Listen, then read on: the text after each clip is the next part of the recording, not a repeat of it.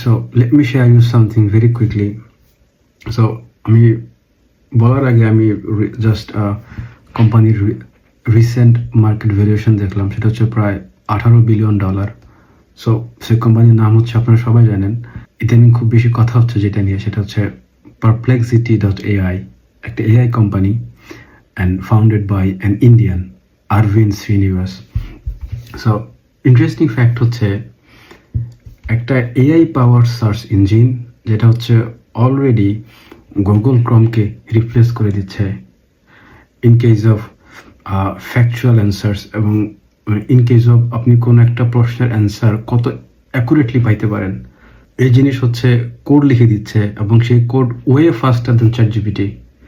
So recently হচ্ছে আরভিন্দ শ্রীনিবাস উনি claim করতেছে, মানে উনি হচ্ছে সিইও অফ দ্য কোম্পানি, উনি ক্লেম করতেছে যে এটা চ্যাটজিপিটির পরে অবস্থান করবে। অ্যান্ড উনি ক্লেম করতেছে যে এটা হচ্ছে গুগলের যে বার্ড, তারপর হচ্ছে কো-পাইলট, আরও যা যা আছে এগুলোকে বিট করে তারা সেকেন্ড পজিশন হোল্ড করতেছে।